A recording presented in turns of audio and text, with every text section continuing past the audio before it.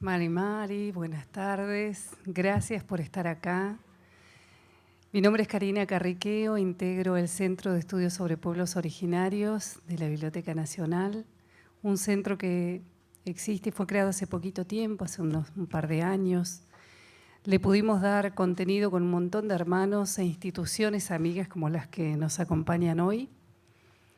En este tiempo hemos podido permanecer aún con el ciclo de letras originarias, que son entrevistas a escritores, escritoras, sobre la temática también, y hermanos que escriben. Todo este material se puede ver a través del canal de YouTube de la biblioteca. También pudimos permanecer con el ciclo de músicas originarias, que es un ciclo con nuestras raíces, con mucha identidad. El próximo 26 de septiembre va a estar Diego Pérez presentando Nación Equeco. Es a las 19 horas en el Auditorio Borges, primer piso, con entrada libre y gratuita. También hemos podido, a partir del 1 de agosto, inaugurar la muestra La Palabra Indígena. Venimos elaborando un catálogo y pudiendo reunir a todos los escritores y poder hacer una muestra. No pudimos poner a todos, pero sí la gran mayoría. La Palabra Indígena es una muestra que cuenta con los escritos, por ejemplo, de los comentarios reales del Inca Garcilaso de la Vega, que se publicó en 1609, y ese ejemplar estaba aquí en el Tesoro. Bueno, desde él hasta Lucía, los trabajos de Dani acá y de otros hermanos. Va a estar abierta hasta el mes de diciembre. La pueden visitar de lunes a viernes, de 9 a 21, sábados y domingos de 12 a 19 horas. El catálogo va a estar impreso en poco tiempo, en un mes más recién, pero sí está en PDF, a través de la página ya se puede descargar. Así que, bueno, en esta tarea y en este camino de andar difundiendo la cultura con los hermanos, nos conocemos hace muchísimos años y hemos podido hacer una cantidad de trabajos, cada uno en lo que sabe, cada uno desde su territorio o trayendo el territorio, en nuestro caso la cordillera, la Patagonia, a estas latitudes, y de aquí poder expandir la palabra y la voz. Así que en el tercer piso, en esta muestra de la palabra indígena, también van a poder ver una muestra fotográfica que se llama Inchín. Son retratos fotográficos en blanco y negro de hermanos y hermanas del noroeste bonaerense, de las comunidades de los toldos, mostrando la elegancia, la entereza, la vestimenta actual, pero también con esa mirada del pasado que nos dice mucho de la historia de cada uno de ellos. También está ahí. Inchín significa nosotros. Como integrante de PEN también, que por eso nos conocemos con los chicos, integro el Comité de Lenguas Indígenas Carlos Martínez Sarasola, un antropólogo que se unió mucho y trabajó mucho con las comunidades y que tuve el honor también de conocerlo y de acompañarlo también en algunas ceremonias que lo hemos invitado en los toldos. Pero para que nos hable de esta actividad, ya me corro y ahora soy de la biblioteca la que habla y dándoles la bienvenida. Y le doy la palabra a Nina Jaramillo, gran amiga y gran hermana, para que les cuente la actividad que también realizamos desde PEN, Argentina. Buenas tardes a todos, un gusto que hayan llegado en este día tan difícil de lluvia que nos moja, pero que también nos da esperanza de seguir construyendo aún ante cualquier adversidad. Así que bienvenidos de nuevo. Para nosotros es un gusto armar una actividad en conjunto del Comité de Idiomas Indígenas del Centro PEN, que lo llamamos Carlos Martínez Sarasola porque justo cuando nosotros nos convocaron, lamentablemente Carlitos nos dejó en este plano, nos dio muchas alegrías el saberlo pensar, el saberlo escribir, el saber cómo nos reunía y nos interpelaba, nos daba siempre su punto de vista, tenía toda la paciencia para escuchar. Y bueno, es eso lo que nosotros pensamos cuando pensamos en palabra viva, ¿no? Pensamos en que la palabra se va generando y se va circulando y se va retroalimentando. Y por eso nos seguimos juntando y nos gusta, ¿no? Por eso creemos que es una buena oportunidad para compartir los logros. Es un paso muy importante pasar de la palabra hablada a la palabra escrita, de la palabra escrita a las nuevas tecnologías, así que es lo que vamos a compartir hoy con cada uno de los disertantes. Y decirle que en este marco del diseño internacional de las lenguas indígenas declarado por la UNESCO, nos hemos propuesto generar muchas actividades, así que bueno, no va a ser ni la primera ni la última a la que nos estemos invitando y generando. Así que bueno, Hayaya, con todo mi cariño y con todo mi amor, los dejo con Lucía Toconás, que nos va a presentar su obra y sus actividades.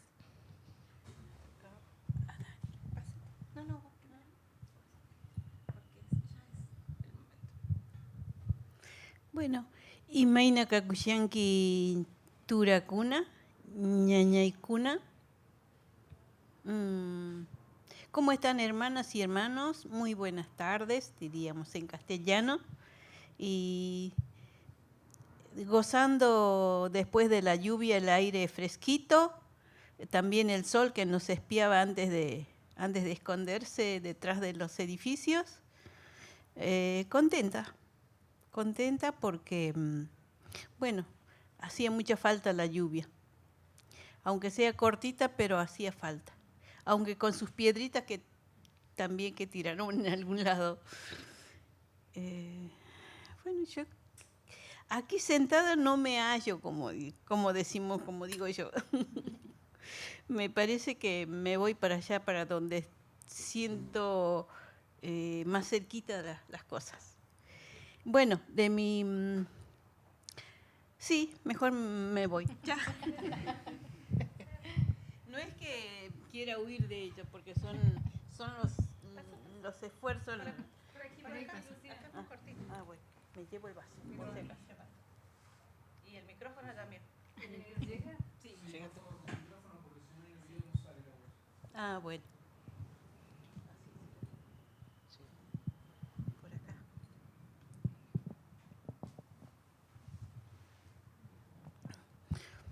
Bueno, aquí, pero no voy a empezar con el libro. Voy a empezar por lo... Quisiera que nos imaginemos que está lloviendo. ¿Alguien le gustaría imitar a la lluvia? La lluvia de hoy, ¿alguien le gustaría imitar?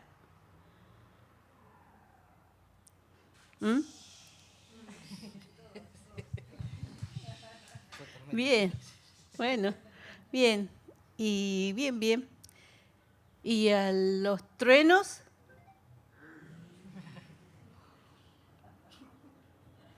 ¿Por acá? ¿Los truenos?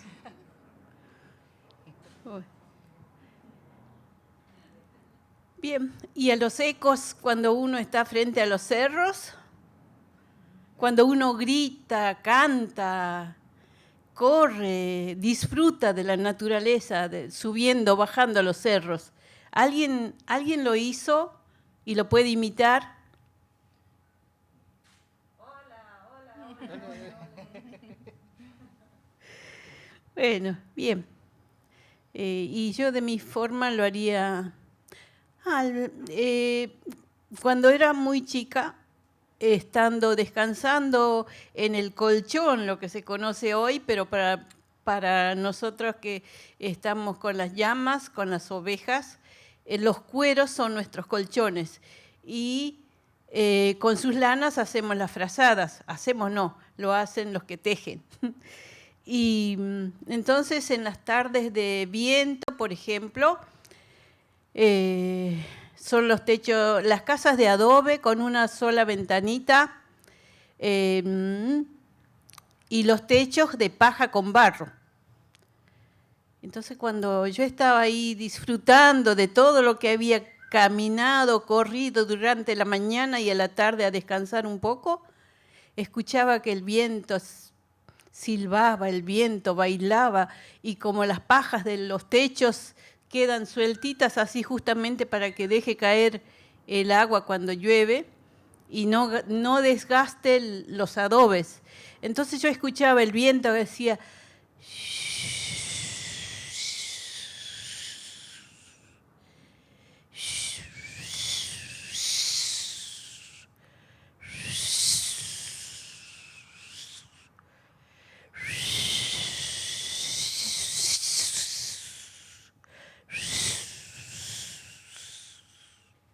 Así lo escuchaba, pero disfrutaba bastante. Y la lluvia también. Bueno, eso jugando en el campo con la lluvia. También adentro, bajo techo, pues también, pero no me lo acuerdo. Me acuerdo más en el campo. Que hacía...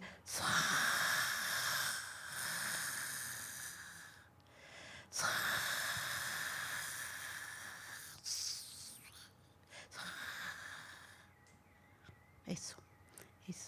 Y otra cosa, bueno, los truenos hacían...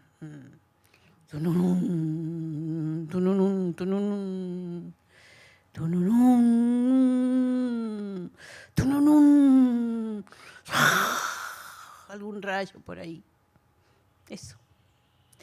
Bueno, esas son mis pequeñas vivencias, mis alegrías, mis compañeros de juegos y también el eco de los cerros que me contestaban, y entonces como más ganas de cantar o de gritar o de reírme que tenía mientras caminaba. Yo he sido mucho de caminar, no estar en la cocina ayudando, muy de vez en cuando. Por eso entonces yo decía hace rato a las chicas, yo de la cocina me voy para allá. He aprendido a hacer muchas otras cosas menos la cocina. Así que, bueno, esas son pequeñas vivencias, como les decía. Y acá en la mesa, ¿qué es lo que tengo? Los alimentos, las que llaman cerámicas, para nosotros son todos lo que usamos hecho con el barro, hecho con el trabajo de las manos, de mi familia mayoritariamente. Todos los negritos que están reusados y reusados son hechuras de mis abuelas, de mi abuela, de algunos de mis tías también, pero son usados donde yo viví hasta los 5 o 6 años, hasta los 5 años. Y después también en el pueblo. O sea que son muy, muy queridas, muy estimadas. Esta ollita sobre todo es el regalo de mi mamá, porque me dijo, acá vas a aprender a cocinar, hija. Y así. Bueno, verán que están siempre parcitas, compañeritas, que distinto, ¿no? Para el agua, para los momentos especiales, y hasta tacitas para tomar lo que cuando ya se acostumbró a tomar el desayuno líquido, también están. Y los alimentos, distintas clases de maíz, quinoa, kiwicha también. Pero hay muchos detalles, ¿no? Que eso llevaría mucho más tiempo. Y están la dualidad que representan a nuestras abuelitas, a nuestros abuelitos que viven la vida, caminan, se comunican y nos enseñan y enseñan a todos los que están cerca de ellos. Y por eso no deben faltar en ninguna de nuestras reuniones porque son representantes de los que nos traen, de los que nos hacen llegar las enseñanzas de distintas formas, ya sea verbalmente, entre los sueños o así, verbalmente, ¿no? Otra de las cosas el cóndor está en el medio, porque para nosotros el cóndor es nuestra ave sagrada. Y lo que sí me olvidé es, digamos, acá tengo las hojitas de coca, ¿no? Me olvidé presentarme ante ustedes, pero sobre todo ante qué hubo antes, hace muchísimo tiempo aquí, qué es lo que hubo, quiénes estuvieron, qué habrá más abajo, qué habrá. Entonces a ellos hay que pedirles permiso. Cosa grave que me olvidé. Eso me pasa por sentarme ya muy tranquila. Bueno, pero ya no lo hice, ya estoy en una pequeña falta. Ahora decir del libro. Bueno, a mí siempre me gustaron los niños, las niñas, porque cuando yo era chica no tenía vecinitos, vecinitas como se tiene ahora para jugar. Todos los vecinos y vecinas eran las llamas, las ovejas, algún perrito, las flores, los pájaros, todo lo que sea la naturaleza, todo lo que se vive y se ve estando en el campo, ellos eran mis compañeros, mis compañeras, mis amiguitos o mi familia chica, porque yo tuve familia grande, pero chicos no vivían cerca, había que caminar un poco más, entonces uno tenía tareas que hacer también en casa, por lo tanto no podías ir a jugar con la prima o el primito. Nos encontramos así una vez por mes o una vez cada 15 días, por ejemplo, no más, un rato. Entonces, cuando ya de grande, viniendo para los pueblos, digamos, ahí ya vi, bueno, ahí fue un cambio totalmente, ¿no? Del campo, dejar los cerros, dejar todo lo que les nombré, a ver mucha gente distinta y a ver muchos chicos también. Y bueno, y así fue pasando mi vida en muchos lugares. He vivido cosas muy lindas, pero cuando empecé a escribir, ya empecé a ir a la escuela a los 9 años, ya sabía leer, porque ya sabía algunas cosas, porque me habían enseñado aún no estando en la escuela. Entonces, cuando yo entré a primer grado, tenía 9 años, pero sabía. Entonces, cuando empecé a escribir así, me gustó muchísimo, y cuando veía, bueno, esto sí se lo voy a contar. Total, ¿cuánto tiempo tengo? Bueno, el primer día de clase fue el Día de los Bomberos. ¿Cuándo es el Día de los Bomberos? No. El 2 de junio es el Día de los Bomberos. Nadie tiene un pariente bombero, bombera. Bueno, se los cuento. Detalles antes, pero no. Entro, me recibe el maestro, quien me había saludado para que yo pudiera estar en la escuela, y después de tantas otras palabritas, me dice: bueno, estás en la escuela y vas a ser mi alumna. Bueno, entonces voy, entro, me lleva al aula y me presenta. Bueno, esos son detalles, ¿no? Y yo veo muchos chicos, la primera vez en mi vida que me encuentro con 12 chicos, o 14, no éramos más, pero para mí era un centenar. Y bueno, todo nuevo. Entonces, bueno, el maestro empezó las clases y yo como que entré a un cuarto oscuro.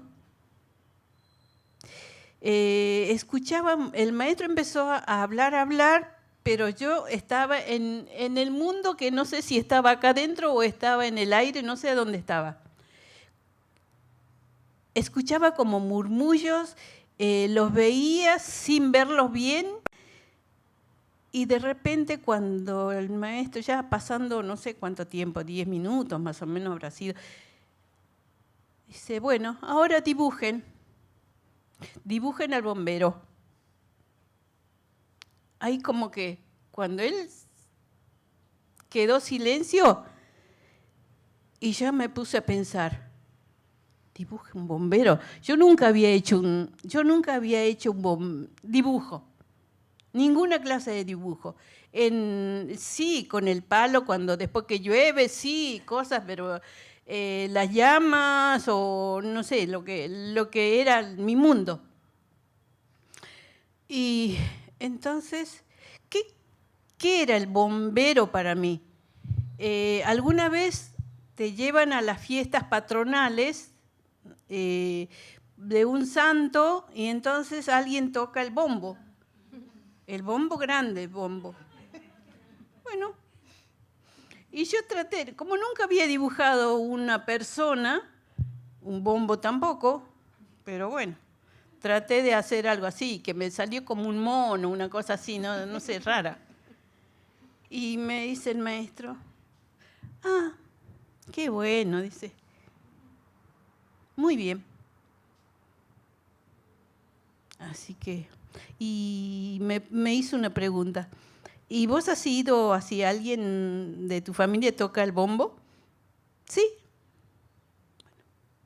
Pero no era de eso, no era que se trataba del que toca el bombo.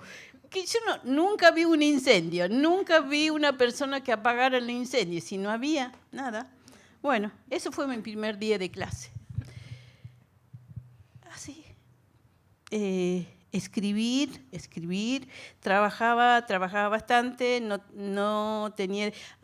otra pequeña cosita, los maestros que veían que yo había empezado a trabajar, tenía ya 10 años, porque un año estuve con mis hermanos, o con mi hermano, y entonces los maestros parece que hablaron y le dijeron con la persona que yo trabajaba, me dijeron, ¿puede mandarle 1 hora o 2 para que ella pueda, no sé, hacer los deberes que no podía hacer en casa? Porque a la 1 de la mañana me iba a dormir y tenía que hacer los deberes y no podía. Bueno, eso. De esa forma me ayudaron. Yo iba con las maestras y con la maestra me decía, ya era maestra, ya no era el maestro. Entonces me decía, mira, ayúdame a corregir. Yo leo de este cuaderno y fíjate vos cómo está, si está bien, si es lo que yo digo. Bueno, y después si está bien, se la ve de visto. Eso fue una gran ayuda, eso fue como si fueran mis padres, mi madre, no sé, algo así bien íntimo. Bueno, entonces, como les digo, la escritura, eso. Y cuando ya me vine para acá, ya grande, pasaron muchas cosas, en muchos lados estuve, siempre los papelitos, cosas escritas. A mi mamá le preguntaba y le decía, ya en estos tiempos de los 70, 80 más o menos, ¿no? Y lo que ella me decía, me contaba y yo anotaba. Y bueno, y hay algunas cosas que son propias de que están en el libro. Lo que no puse es que no lo expliqué, que mi mamá en el año 1928, ella cuando iba a la escuela escribía, no en cuadernos, porque parece que no llegaron los cuadernos o no los llevaban, no lo tenían en cuenta las escuelas rurales. En el año 1928 escribían en lajas, en piedras, cuaderno de lajas y lápiz de piedra, sí, se encuentran de todos los colores también, ¿no? Bueno, eso es un orgullo para mí, cómo sabía en Jujuy, pero bien al norte, en Abrapampa, cerca de La Quiaca, en Abrapampa. En el libro está el mapa, gracias a ellos, a mi hija y a mi yerno, que han trabajado con eso, porque yo para eso no sirvo. Buscaron a dónde está situado donde yo nací, que es Tolahuayco, y toda la familia, no toda, algunas de las familias toconás figuran. Entonces eso, para mí es un orgullo que mi mamá haya, todo lo que ella sabía, cuando yo le escuchaba, pero todo lo que ella había aprendido, y cuando yo empecé a usar el diccionario, me gustaba, en los momentos para irme a descansar un rato, me sentaba, me compré un diccionario y empecé a leer. Y entonces decía, ¿cómo mi mamá aprendió todo lo que ella decía? Está acá en el diccionario esas palabras que ella decía. Pero ¿cómo fue entonces ella que tenía una mentalidad tan rápida? Porque lo que nombraba era a su maestro, Arancibia, un tal Arancibia, decía, ese maestro era malo cuando se enojaba, pero nos tenía así. Decía. Bueno. Aquí, a ver, bueno, ya está, cuento. Y de aquí, bueno, a ver, a ustedes si qué otra cosa en este momento, porque una cosa es lo que uno vivió, lo que uno escribió, otra cosa es que de ellos que vieron, que ellos que lo escribieron, pero lo que yo puse, lo que yo dije. Lucía, cuando viniste acá a Buenos Aires, sí, eso. empezaste a frecuentar un poco a reunirte y a juntarte con hermanos. Bueno, hasta venir aquí a Buenos Aires, hasta estar, muchos años pasaron desde que me vine de Jujuy hasta aquí. Pero llegó un día, bueno, todo era trabajo.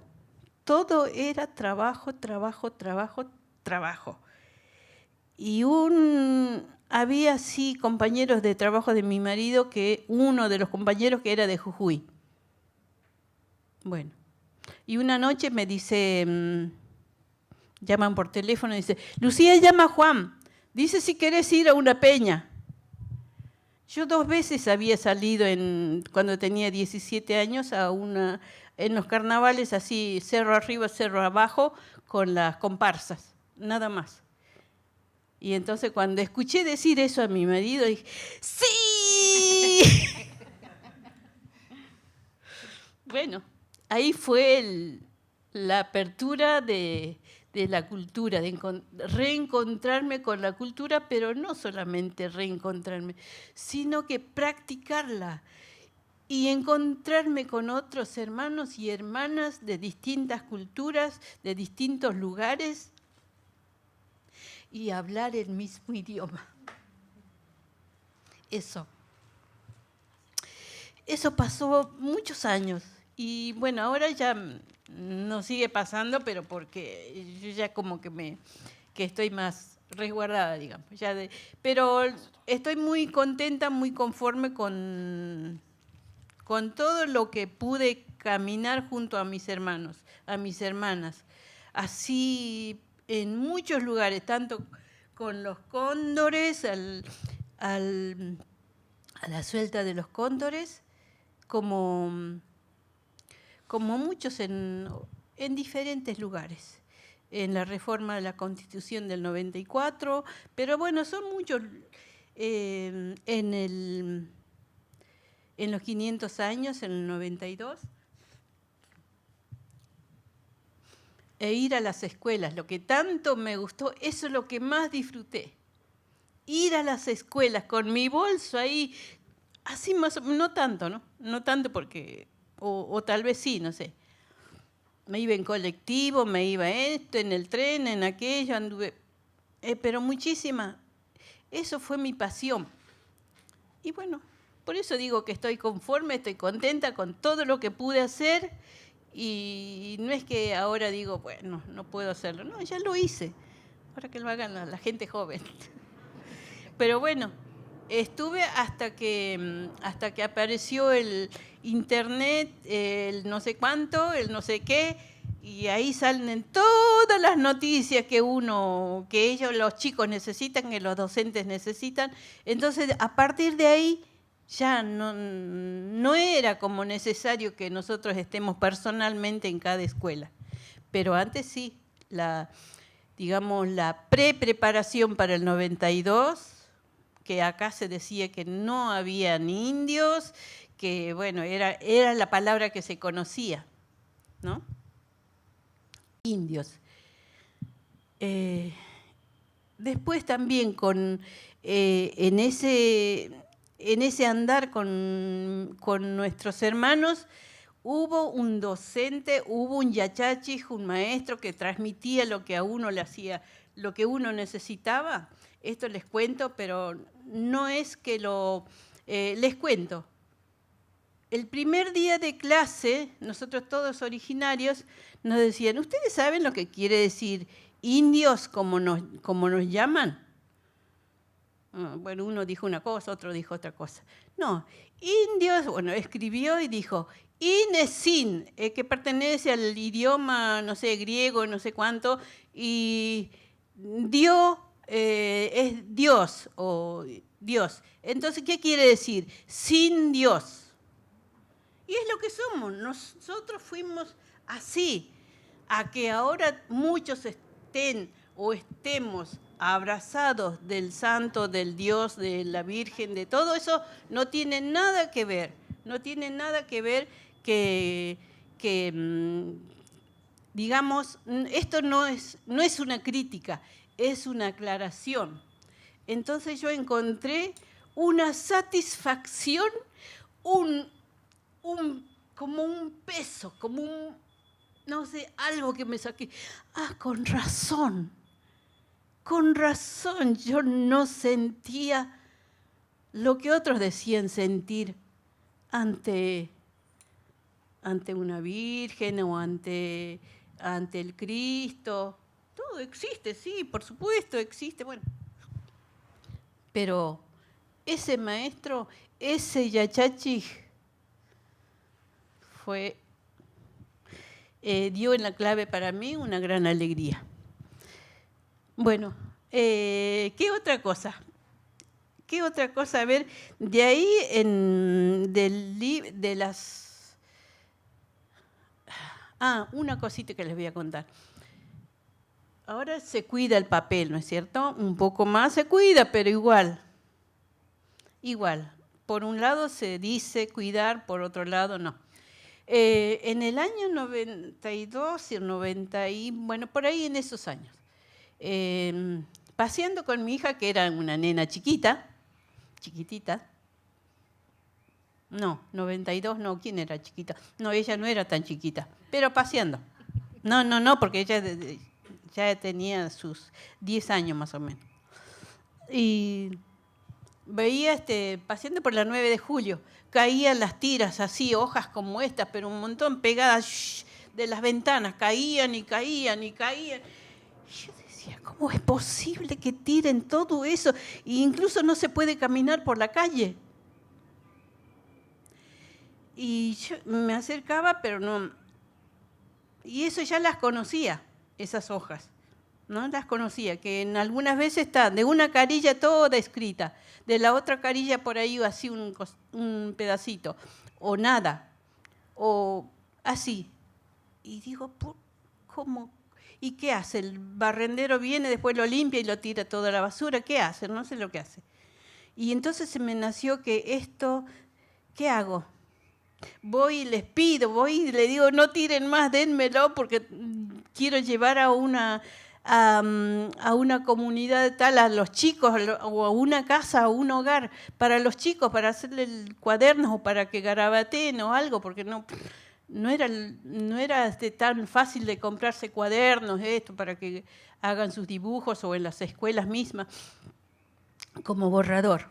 Bueno, de ahí nació esa cosa que, de ahí nació, ¿cómo hago? No, me van a sacar carpiendo, como dicen, ¿no? De las oficinas. ¿Qué quiere llevárselo? ¿Y qué voy a llevar? ¿Un montoncito así? Porque pesa un montón, si en caso de que me dieran.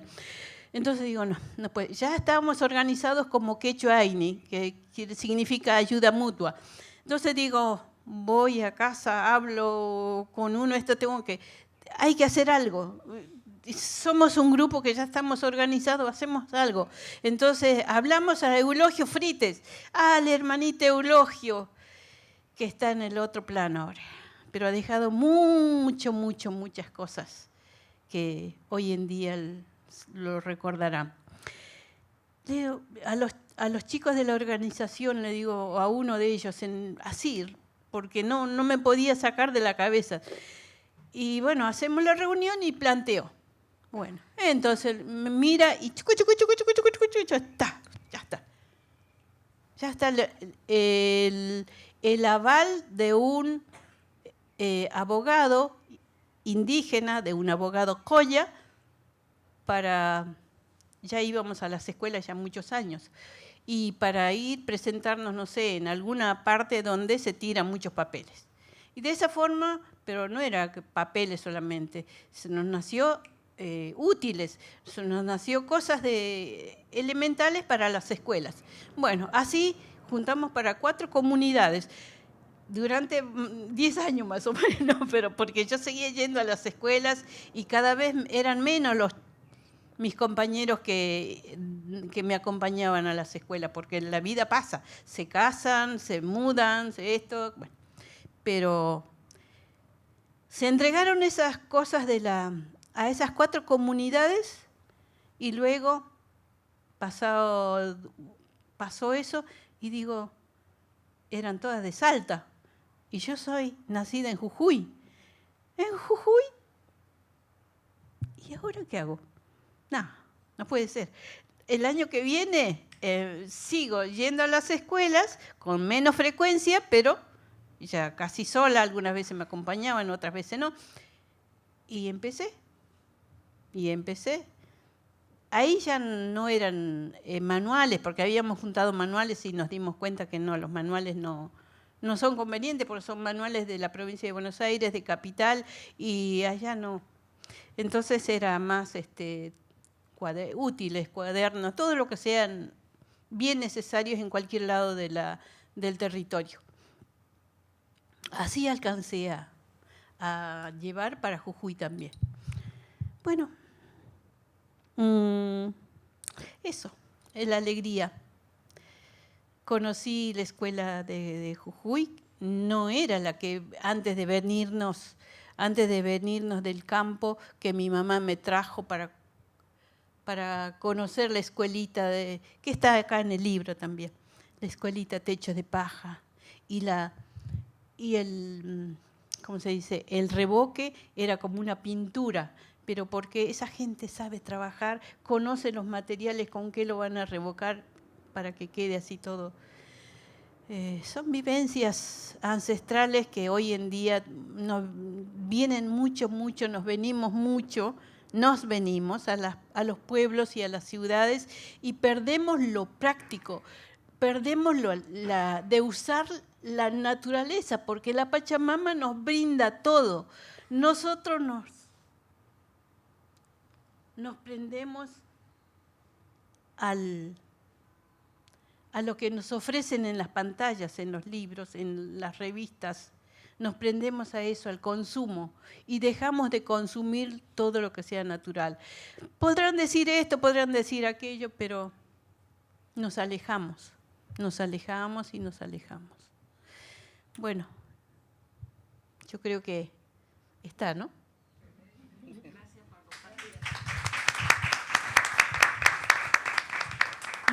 Bueno, me quedé un poco enganchada con lo que estaba hablando Lucía. Me pareció muy importante todo lo que ella contó, pero me quedó resonando el tema de la importancia de la docencia, ¿no? Esos docentes que muchas veces nos marcan, ¿no?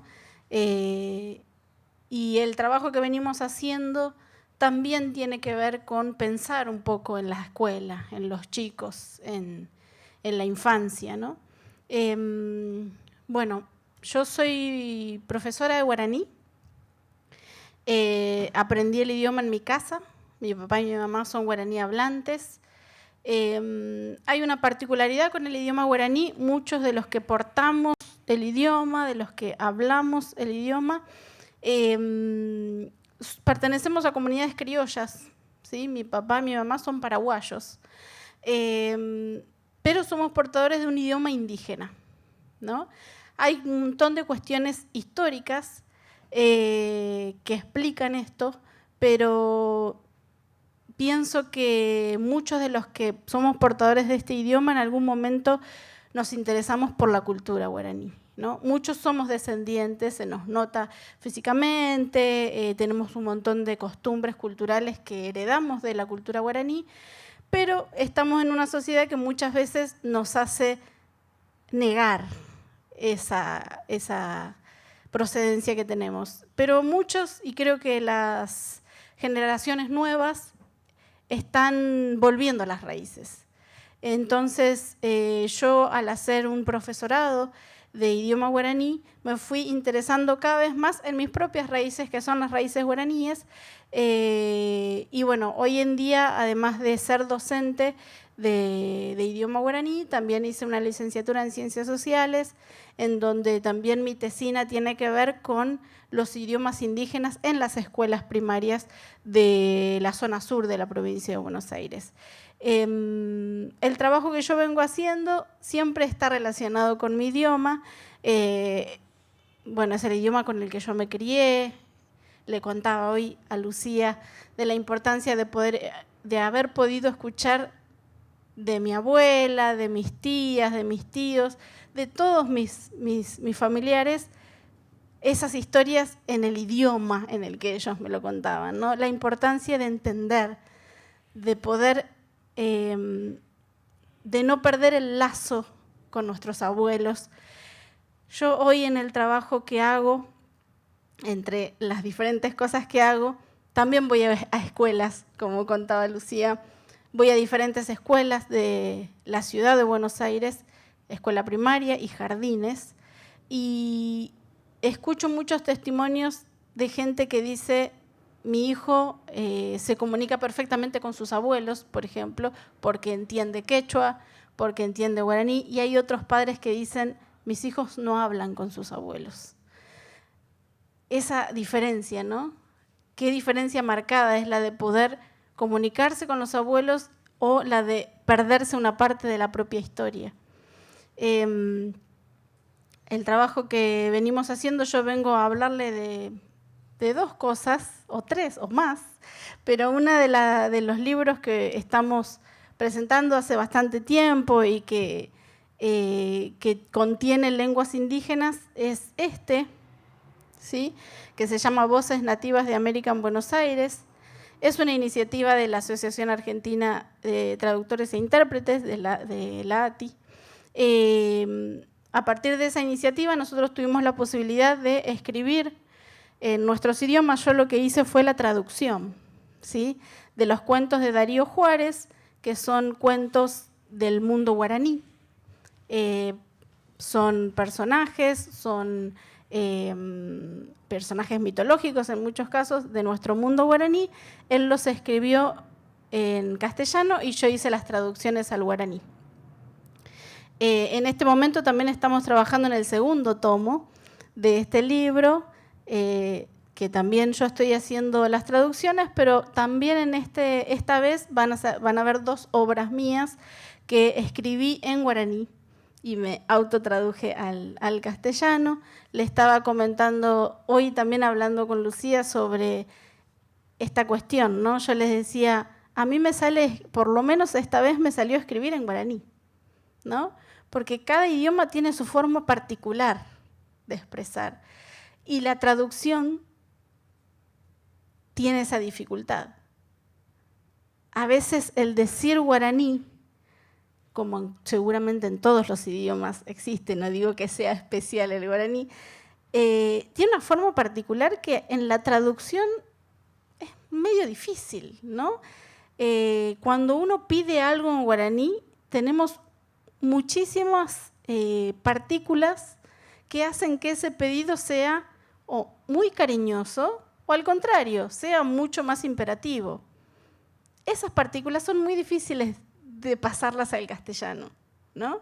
Eso debe pasar en todos los idiomas, pero hacemos todo lo posible para poder reflejar esas cuestiones. También la importancia del idioma escrito, ¿no? Nosotros pertenecemos a culturas que son prácticamente cultura oral, ¿no? Nosotros, nuestras historias, las cosas que circulan en nuestras casas son de transmisión oral.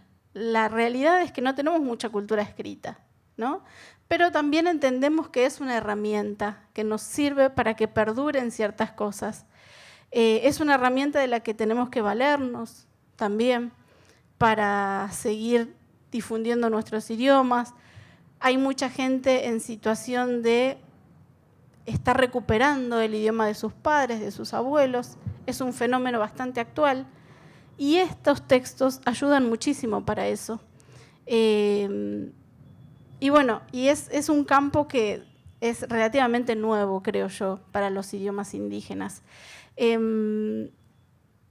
También traje otro libro.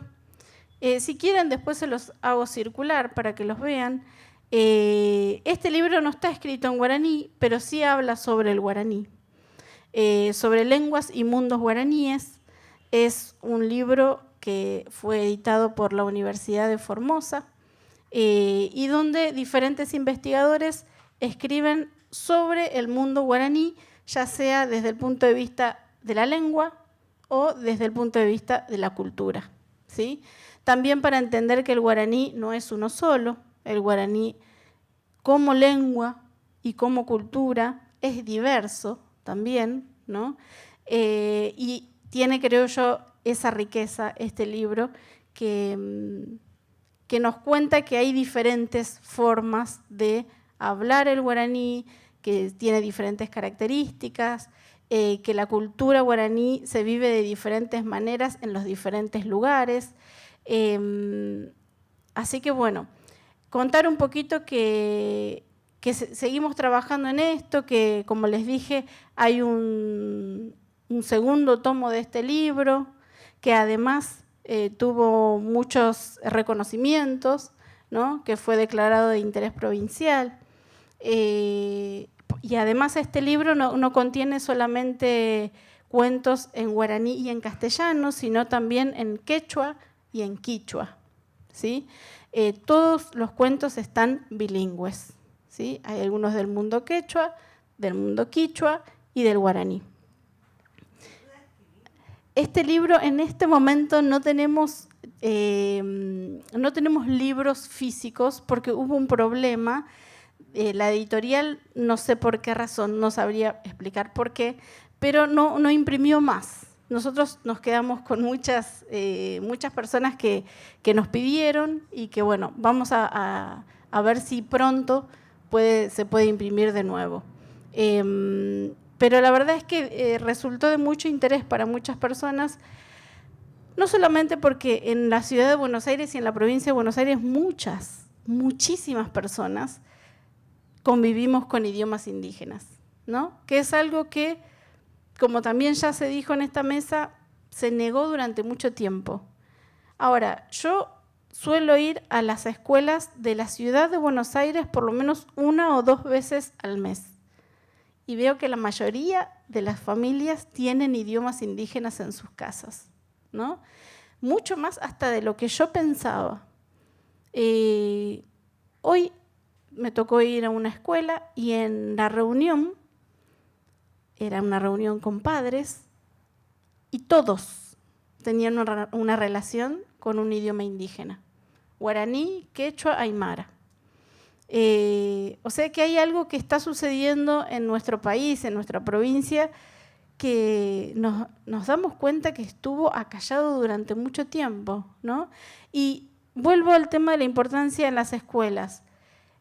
Nosotros aspiramos a que estas historias circulen por las escuelas, porque son historias que circulan en nuestras casas. Muchas veces vamos a la escuela y nos cuentan cuentos que, por supuesto, está muy bien que tengamos acceso a otros mundos, ¿no? Pero también está bien que nuestros mundos culturales tengan un lugar en la escuela y nosotros veamos, o que los niños vean, que eso también tiene valor. Que los idiomas que circulan en sus casas tienen el mismo valor que el castellano, que el inglés, que el francés. ¿sí? Nosotros como profesores o escritores o traductores somos militantes de nuestros idiomas, de nuestras culturas y tenemos, creo yo, en común esto, ¿no? Aspiramos a que nuestras culturas, nuestros idiomas sean considerados como se merecen, ¿no?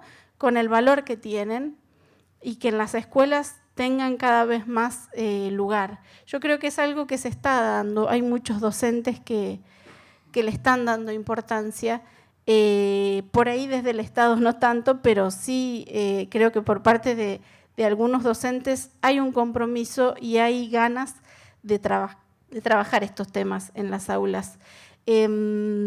Bueno, no me quiero extender demasiado porque sé que Dani tiene mucho para contar también. Dani también está en el segundo tomo de este libro, así que estamos ansiosos trabajando en este segundo tomo. Por ahí, para despedirme, les quiero dejar para que escuchen, no sé si todos ustedes o algunos habrán escuchado alguna vez el idioma guaraní. Les voy a leer una poesía que va a estar en el segundo tomo del libro. Yo, como hoy le contaba a Lucía, yo esto lo escribí en guaraní y después le hice la traducción al castellano. Se los voy a leer por si no escucharon o no suelen escuchar el guaraní, para que vean cómo suena. Ipajaitepe. Amoy pajape, añembopu aguasusa pua, ha aipea xenoque. Behuecatuminte hace, hacherobare, añandú, uvutu, oipeyubo. Cuarajirata, xeyope. Ha amañá momburumburu.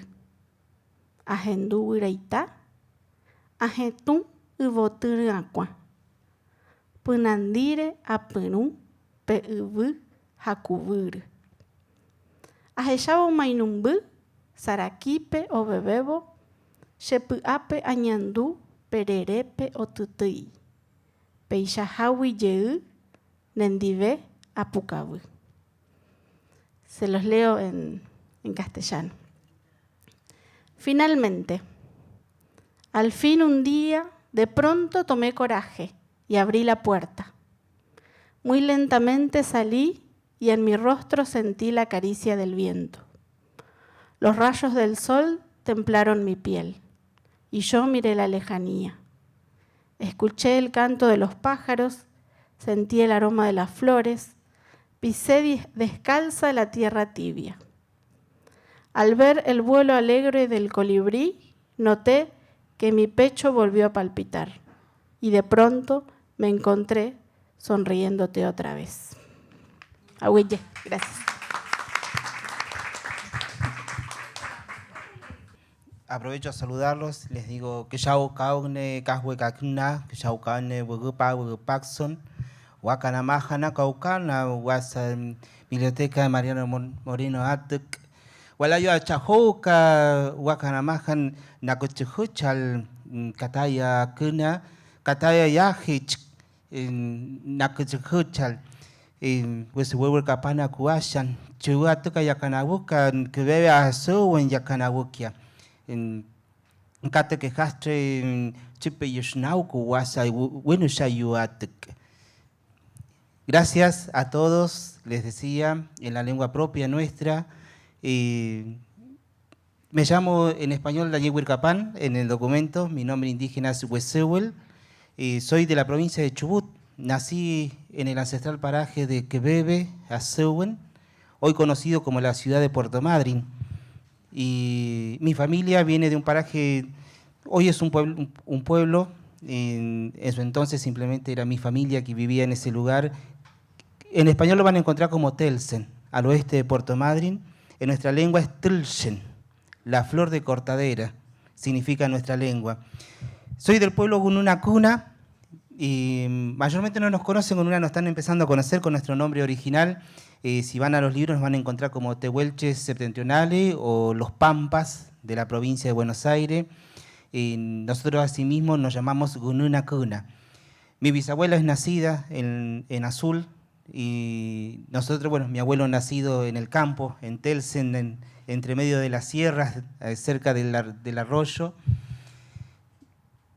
Y bueno, hoy escuchando a Lucía, a Vero, bueno, realmente todo lo que nos evoca, como pueblo nosotros estamos en un proceso de revitalización de nuestra lengua, volviendo a hablar nuevamente y todo lo que uno siente al volver de vuelta a evocar su propia lengua.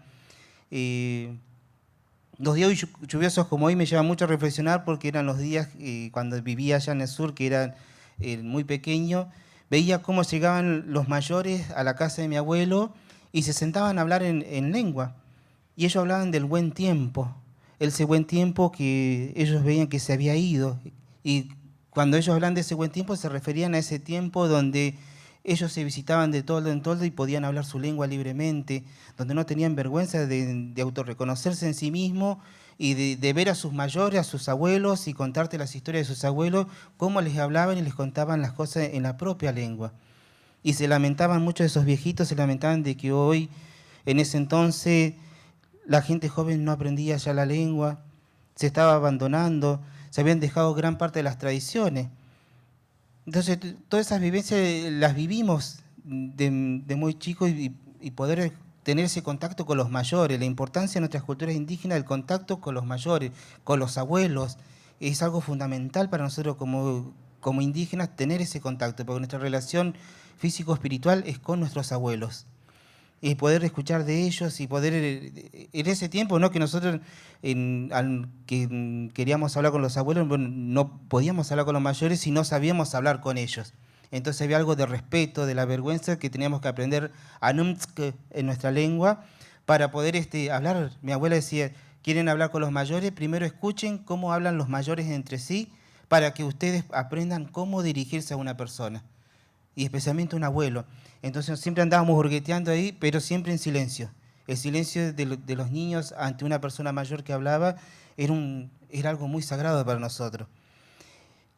Y bueno, escuchando a todos ellos durante muchos años, realmente muchos de esos abuelos se fueron con esa pena muy grande de ver de que las nuevas generaciones ya no hablaban su lengua, la iban perdiendo porque sucedió esto, ¿no? La gran migración desde los territorios hacia los centros poblados y donde no hasta hace muchos años Argentina era prácticamente los indígenas no éramos personas, ¿sí? Hasta el año 94 no éramos reconocidos como un sujeto de derecho ni acreedor de derecho. Estamos hablando del año 94, segundo gobierno. Ayer recién comienzan los derechos indígenas a ser parte de esto. Poder hablar la lengua de vuelta y poder expresarla públicamente y decir somos esto, esta es nuestra lengua, esta es la forma en que suena. En el caso nuestro de los Gurunacunas es muy grande porque es como empezar a saldar esa deuda y saldar esa pena con la que nuestros mayores se fueron, de no volver a escuchar es su lengua que tanto la habían escuchado y de golpe en muchos casos se encontraron solos, quedando solos y pensando de que ya listo, la lengua se había muerto y con ellos todo lo que implicaba.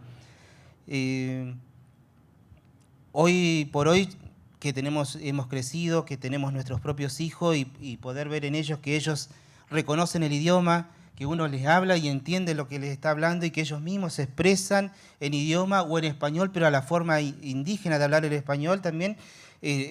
Ahora también entendemos mucho más todavía a nuestros abuelos que se fueron no pudiendo transmitir todo ese saber.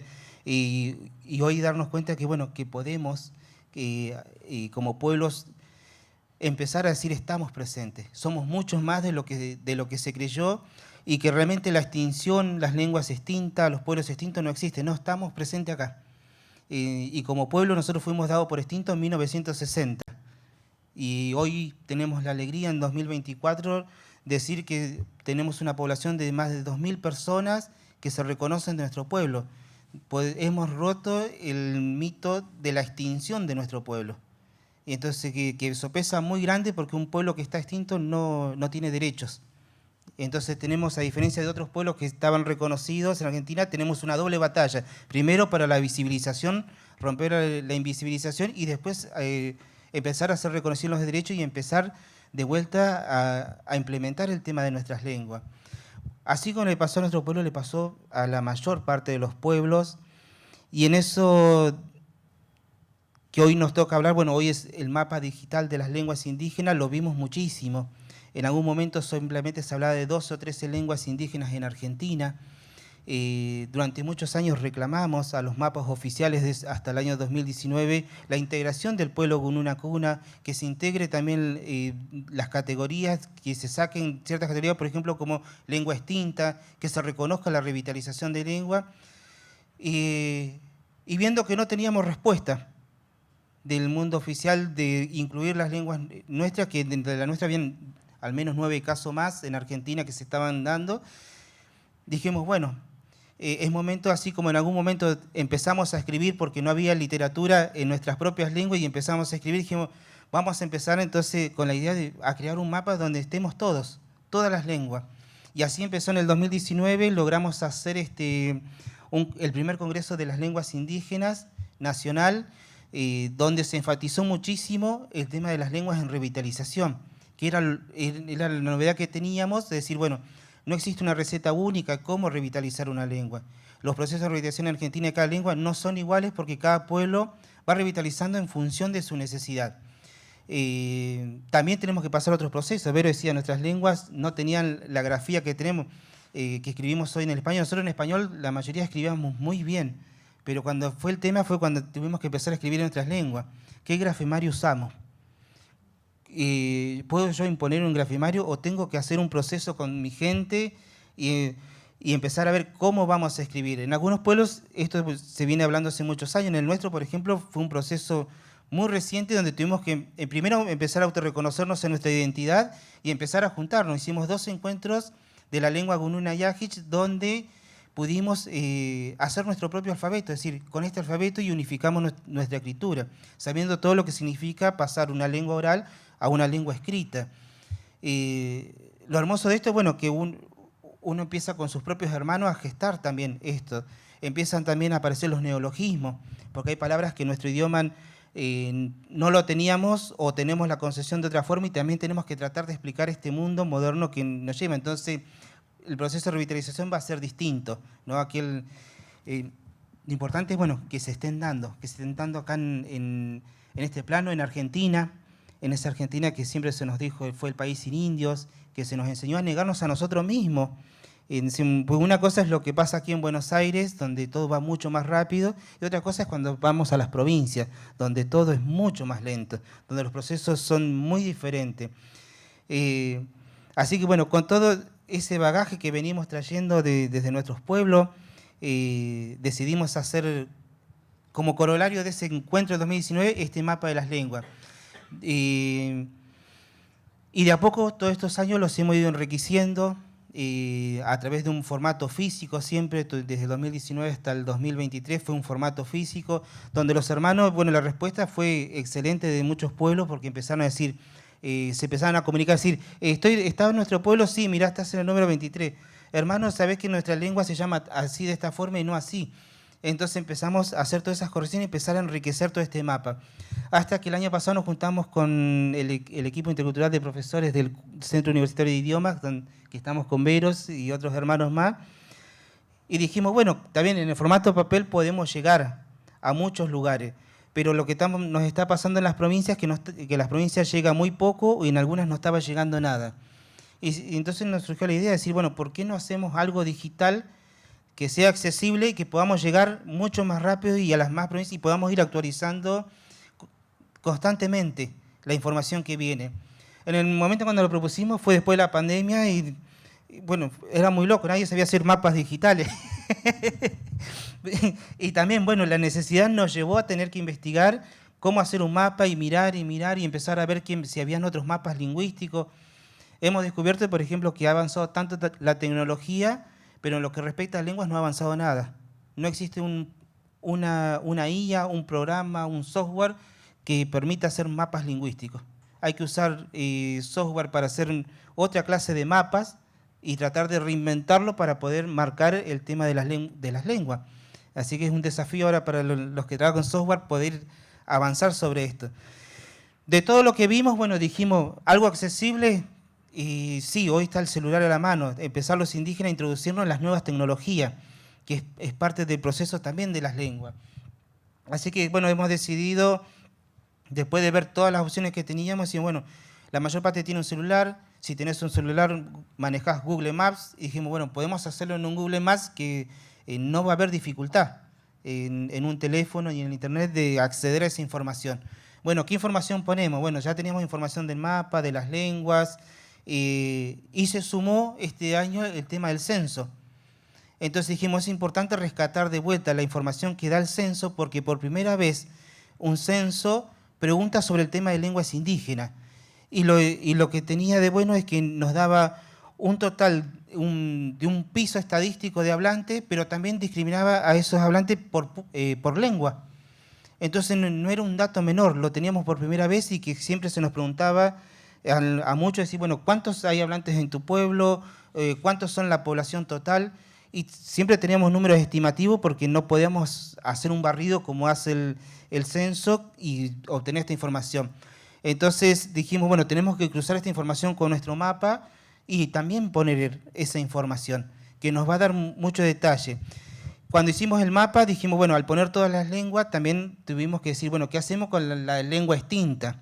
La famosa lengua extinta, que de hecho si uno agarra internet hay artículos hermosísimos donde se tratan de demostrar la extinción de la lengua, a un grado pero que ya parece hasta romántico, como lo presenta. Decimos, no, realmente para nosotros los pueblos que estamos luchando por el reconocimiento como pueblo de nuestra lengua, aunque parezcan artículos muy bonitos de escrito, son realmente perjudiciales para nuestros pueblos porque no nos ayudan, ¿sí? Porque es la información principal después que se utiliza para decir, no, tu pueblo no existe, no, es un invento tuyo. Entonces, eso a veces también hay que tener cuidado también con el uso de la palabra. Exactamente. Y bueno, así este mapa se llegó a lograr de esa forma. Pudimos, después de atravesar muchas situaciones, pudimos llegar a completar este mapa digital que lo hemos presentado este año, ahora hace un mes atrás, más o menos. Y realmente la repercusión ha sido hermosa. ¿Por qué? Porque en este mapa nosotros hemos colocado todas las lenguas indígenas que hemos encontrado. El censo también nos proporcionó mucha información y las hemos puesto por provincia, ¿sí? Cuando entren a este mapa, que en el que les repartió recién la nena, tienen un QR que los lleva directamente a poder abrir este mapa que estamos viendo, donde van a encontrar por provincia las lenguas y van a ver distintos registros que tenemos. Tenemos lenguas que tienen hablantes activos, lenguas que están en revitalización, lenguas que presentan algún hablante o entendedores de palabras de esa lengua, porque también entendemos de que hay muchas lenguas que no se va a poder hacer una revitalización completa de su idioma porque no es tampoco tanto el vocabulario que ha quedado escrito. Hay lenguas, por ejemplo, en Patagonia que solamente quedan 70 palabras registradas. Y hay una sola, por ejemplo, del idioma Wurwurwe, que es un idioma muy poco conocido, pero que de él solo quedan 70 palabras registradas y una sola en uso común tanto de población indígena como no indígena en toda Patagonia. Vos vas a Patagonia y preguntás, decís cauquén, todo el mundo sabe lo que es un cauquén, ¿sí? Es la butarda, pero nadie le dice butarda, ya todos le decimos cauquén, pero cauquén no es Gununayajech, no es Aonicoayen, no es Mapudungún, es Wurwurwe. De ese pueblo, la lengua de ese pueblo sobrevive en Patagonia a través de esa única palabra en uso y que se la puedes preguntar a cualquier patagónico y sabe lo que es un cauquén. Entonces, muchas veces las lenguas están más cerca de lo que uno cree, ¿no? Acá generalmente hemos recibido muchas palabras del quechua y Patagonia recibió mucho el español del Río de la Plata. Entonces, palabras como pampa, chacra, ojota, maíz, choclo, que son del quechua, para nosotros son comunes, las entendemos. O como siempre hablaba con Vero, ¿no? El ñandú, el jaguar, que vienen del guaraní, y que nosotros las entendemos, y estamos hablando en lenguas indígenas y muchas veces no lo sabemos. Del pueblo mío, por ejemplo, la palabra más común y la más conocida que se conoce en toda Argentina es gualicho. Nosotros en realidad decimos gualichum. Ese chum quiere decir que es una entidad femenina. Y tiene que ver con esta, ¿no? Con esta dualidad energética que creemos los indígenas, ¿no? Que no es todo bueno y todo malo, sino que es positivo y negativo. Y gracias a eso existe la diversidad. Otra de las creencias nuestras, que por ejemplo pasado en español, pero no en la lengua nuestra, nosotros tenemos la creencia del Engapsen, que es una mujer de piedra que se roba a los chicos de Se robaba a los chicos de los campamentos nuestros, de las comunidades. Eso pasa también a la cultura argentina como el viejo de la bolsa. Para nosotros era la vieja del bolso que se llevaba a los chicos. Y pasa en una forma masculina, pero se mantiene la tradición. Entonces, el gran cuco nuestro de los chicos de Patagonia es el que te venga a buscar el viejo de la bolsa. Cuando uno empieza a investigar mucho más profundamente, empieza a ver las raíces indígenas de muchas de las creencias que tenemos. Y realmente decimos, como argentinos tenemos realmente una diversidad cultural y lingüística en nuestro propio idioma muy grande. Usamos muchísimas palabras indígenas y eso es lo que nos hace rico. Y gracias a esa utilización, algunas lenguas siguen vivas a través, aunque sea de la toponimia. Exactamente. Y cuando uno empieza a investigar las lenguas y ve la toponimia también y sabe lo que significa y va al lugar y ve que es así, realmente también eso crea otro sentimiento. Porque ya uno ya no va, por ejemplo, a ese territorio de vacaciones, porque tiene una laguna, porque es el mar, sino que uno va sabiendo qué identidad tiene el territorio y cómo esa identidad nos afecta a nosotros de forma positiva hacia lo que somos. La importancia de poder hablar una lengua, de conocer ese mundo, es muy grande. El mapa este les va a dar esa oportunidad de conocer las lenguas. Sí, me pongo los anteojos porque no veo nada.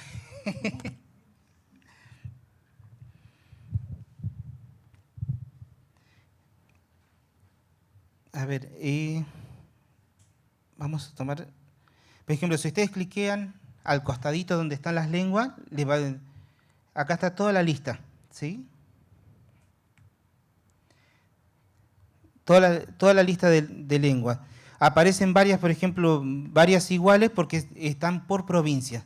¿Sí? Entonces los vais llevando a distintas provincias y la información que tiene, por ejemplo, en esta de guaraní, todos hablamos de la lengua guaraní, pero en realidad guaraní tiene distintos nombres, ¿no? Porque son distintas variedades de la lengua. Y entonces acá gracias a Vero, pudimos ver gran parte de esto que nos desasnó un montón, porque no conocemos todo nosotros. Lo mismo nos pasó con quechua y quichua también, u otras variantes de otras lenguas, ¿no? En decir, bueno, cómo son variantes y son importantes conocerlas para saber de lo que estamos hablando. Van a ver que en el costado, bueno, aparece cómo hemos registrado la lengua, las variedades, en este caso, si las tiene, figuran. El registro es, por ejemplo, esa nomenclatura que tenemos en este caso, el guaraní está como hablantes activos. ¿Hay otros pueblos que hablan guaraní? Sí. Es una situación que nos pasa en Argentina, que hay varios pueblos que hablan una misma lengua por distintos procesos, son pueblos distintos, pero hablan una misma lengua. Entonces eso también lo marcamos. Exónimos son todos los nombres que recibe cada pueblo, sea de otros pueblos o sea por los registros, ¿no? Eso también es importante entenderlo porque cuando uno lee la literatura de la época, entonces este mapa también nos ayuda a identificar a qué pueblo se está refiriendo cuando dice tal o cual nombre. Van a encontrar un número de hablantes y un porcentaje, que el porcentaje es dado por el censo.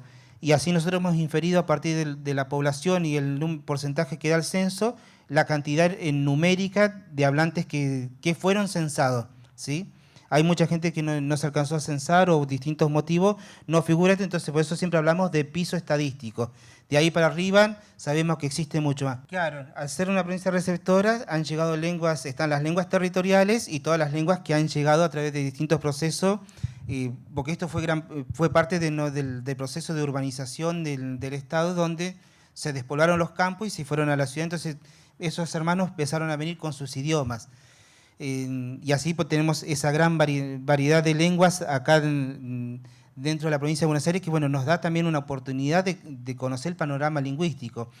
Van a encontrar también más información al respecto de cada lengua y en la parte final van a tener linkeado un montón de links distintos que llevan a videos, a audios, a documentación, porque la idea también del mapa es que nos acerque a los hablantes.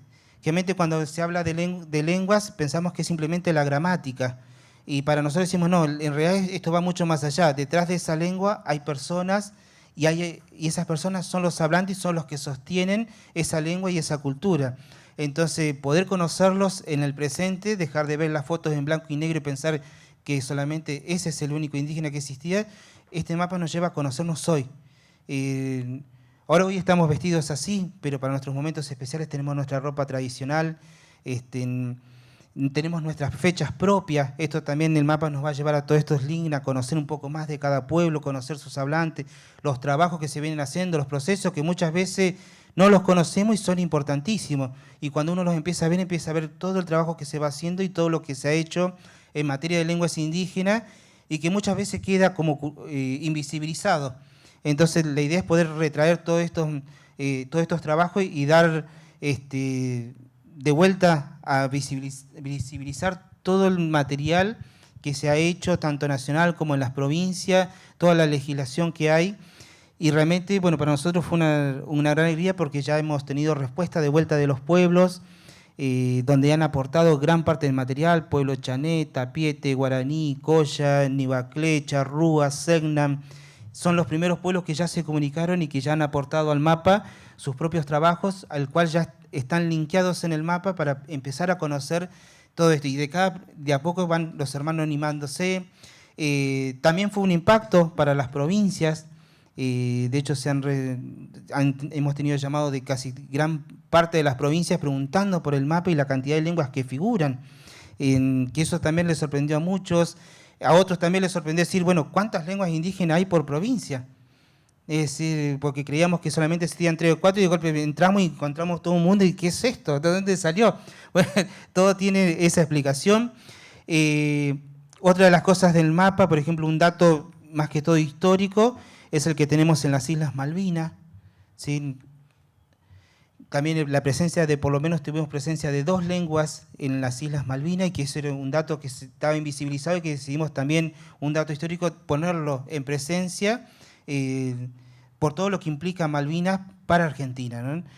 Otra de las cosas que pusimos en este mapa es la lengua Aone-Coayen y la lengua Ausicuta del pueblo Yagán, que son las lenguas por lo menos que se sabe que están. De hecho, el Aone-Coayen se habló cuando llegó una cacica mujer del pueblo Aonikenk y que se dictó el primer feriado de la región en nombre de una mujer indígena.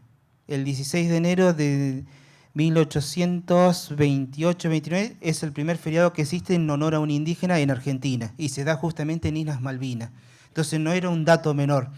Y bueno, y la otra es hemos marcado también el territorio, la Argentina bicontinental, para entender la extensión argentina en territorio continental, ultramar y antártico, y también conocer un poco también la posición geopolítica y sociocultural que tiene Argentina y cómo se da este proceso.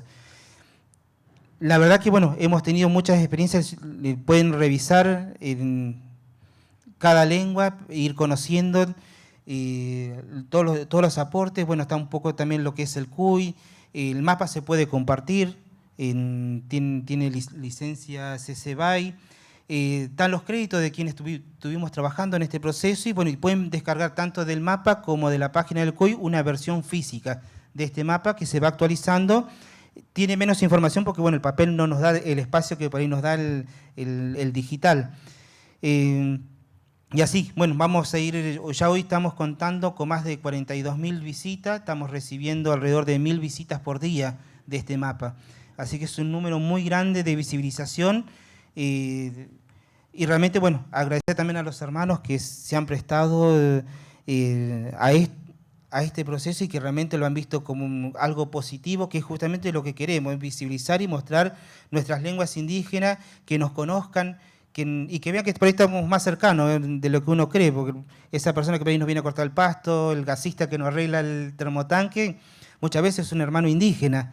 Nosotros que andamos de tiempo, cuando vamos en el colectivo empezamos a mirar cara y empezamos a escuchar la forma de hablar y nos damos cuenta, ese hermano incluso hasta habla en lengua o no habla en lengua.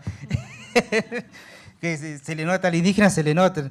Y hoy, bueno, con esta lluvia también, a pesar de estar en estos ambientes que por ahí no propician no seguir la cultura de uno, tratamos de mantenerla y salir a cantar hoy a la lluvia para decirle que se calme. Y nos escuchó, parece, porque cortó antes de lo que decían. Así que, bueno, gracias a todos ustedes que han estado, que han acompañado. Y bueno, los animamos a que puedan visitarlo. Toda propuesta, en el mapa van a encontrar el correo oficial del mapa para poder dar sus aportes, todo lo que quieren aportar, lo que quieren decir. Estamos dispuestos a escuchar a todos y ir enriqueciendo este mapa y a la vez ir visibilizándonos todos en esta Argentina plurilingüe. Y bueno, una cuestión más del mapa, que así cierro, es de que el mapa es un mapa de lenguas, no es un mapa de pueblos. ¿Qué quiere decir esto? Que ustedes cuando vayan a ver el mapa van a encontrar los nombres de las lenguas. Hay lenguas que se llaman igual que el pueblo, por ejemplo, lengua tonocoté, pueblo tonocoté. Hay lenguas, por ejemplo, que no tienen nada que ver con el nombre del pueblo. Por ejemplo, vemos la lengua Ausicuta y cuando vamos a la Ausicuta vemos que es el pueblo Yagán. Entonces, hay lenguas, por ejemplo, como el Gununa Yajich, que es la lengua del pueblo Gununa Cuna. Entonces, cuando uno va a buscar, si uno busca por pueblo, van a ver que muchos pueblos no están, pero si lo buscamos por sus lenguas, vamos a encontrar que ese pueblo está. Entonces, esa es la diferencia entre un mapa de lenguas y un mapa de pueblo. Como decimos todos, es un mapa de lengua. Búsquense por lengua y se van a encontrar. Así, bueno, guauja, y pasamos la palabra. Están habiendo procesos de revitalización, no son todos homogéneos. En algunas provincias se está avanzando un poquito más, en otras menos, pero están habiendo un proceso de recuperación del cacán, que es una lengua importante también de rescatar y de empezar a ver.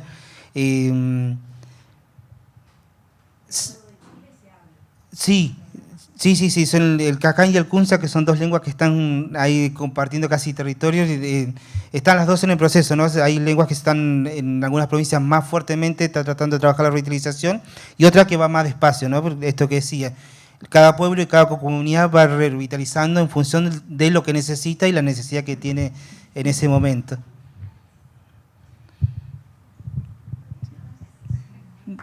Bueno.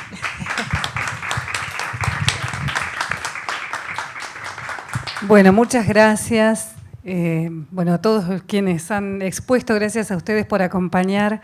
Esto se hace posible gracias a iniciativas como la de Guillermo David, de haber creado y darle contenido y visibilidad a nuestras culturas, a las primeras naciones. El Centro de Estudios sobre Pueblos Originarios lo dirige Emiliano Ruiz Díaz, Diego Antico, quien también siguen trabajando, y este 2 de octubre comienza, todo esto es en el marco de la muestra La Palabra Indígena, y el 2 de octubre comienza un ciclo de cine también, así que tienen por ahí los programas de las películas que hay hasta noviembre en el marco de la muestra. Muchas gracias, Fentrain Mañum, y hasta la próxima.